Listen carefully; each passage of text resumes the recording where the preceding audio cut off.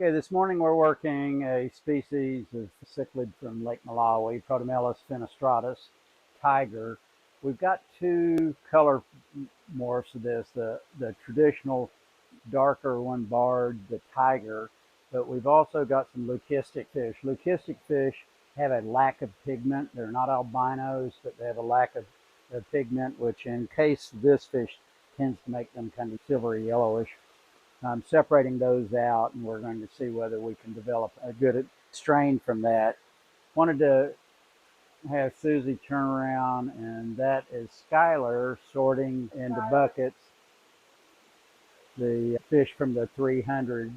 Skylar and Kate already did the fish in the 4 5500s that we have, and I'm sorting those, getting ready to put up fish, selecting potential replacement female breeders and male breeders. And once Skylar and Kate are finished with the 300, we'll do the final selection on breeders and we'll know how well we did.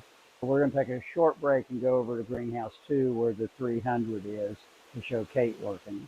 Okay, we're in greenhouse 2 where the 300 gallon breeding bed is, and there's Kate doing the final netting out. What she's doing right now is using a 10-inch brine shrimp net to net out the mulm, checking for any fish, which she just found one of. And she's going to get out most of the mulm from the vat. It is loaded with beneficial bacteria and a whole lot of scuds and stuff like that, things the fish eat, but it also interferes with the males building their breeding nest. So we harvest it. I'm going to, okay, yes, producer, director, I'll look at the camera, damn it. Can I say damn it? Apparently I get censored on some of this stuff.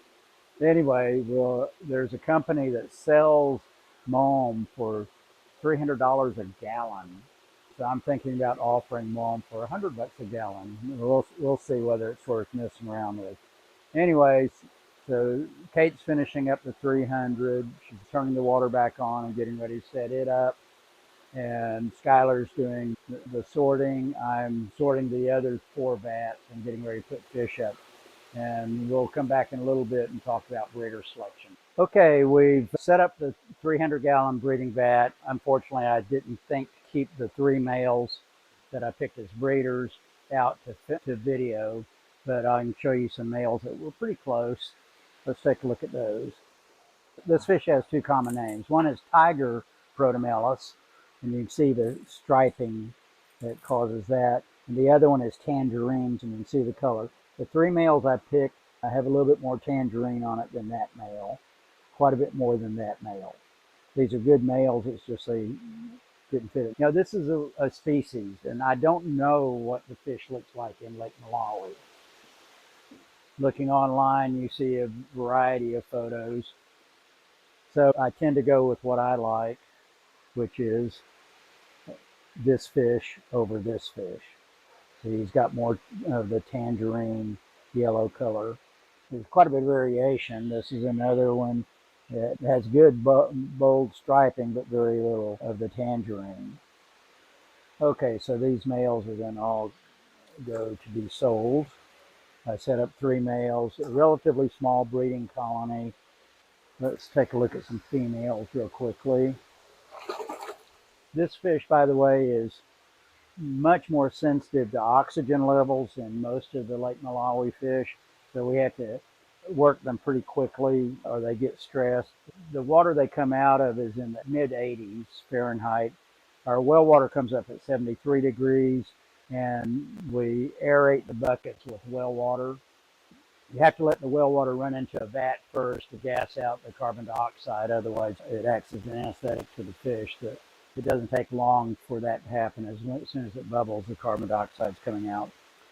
But we have to work these fish fairly fast, so I didn't keep a bunch of them. That reminds me of something. Oh, I'm going to... This fish has a growth on his nose. I don't want to sell him, so he now becomes a gutter fish. Give it to Kate next time. What? I'm sorry? Give it to Kate next time. Okay. Well, Kate doesn't have her aquarium ready. It's in the house. Okay. That's as far as I've got. Okay. One of these years, Kate will have her aquarium set up Yes. and we'll stock it.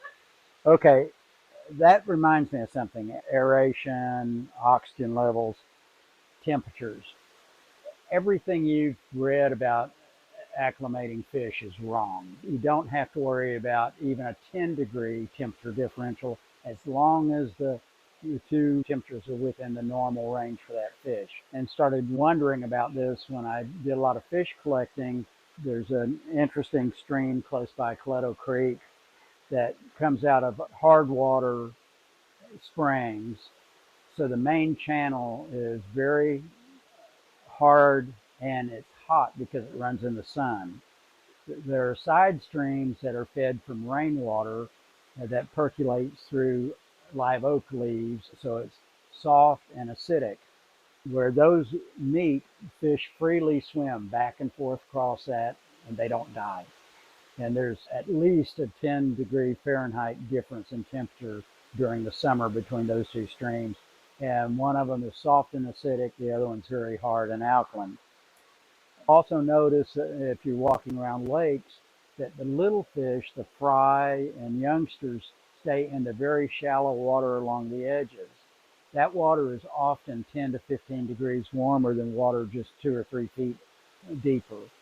They do that for protection. Also, they probably grow a little bit faster in that warm water, feed more. But fish are very, very tolerant of temperature changes.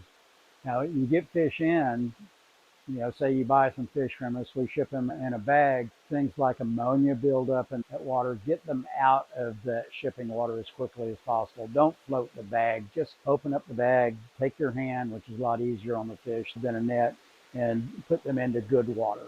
It never hurts a fish to go from bad water to good water. Okay, enough on that preaching.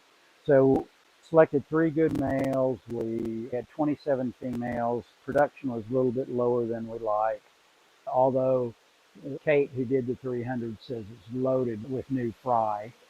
So the next cycle should be a lot better. I've got to decide how many females to add to that breeding colony, and I'll do that in a minute. Oh, speaking of stress, those guys were stressed a little bit. Okay, anyway, let's take a look at some females. These are young females that I may use as replacements, and there are basically two types in here. You see this pale one? That's a leucistic mutation. It dims out the darker pigments. These are the females I like to pick because I like that bold striping. Although I'm working with and will be doing a strain I'm setting aside that's leucistic, that's even a lot lighter than that fish, and we'll see how they look next time. Okay, I'm going to put these fish up before they get any more stressed. Good fish keeping.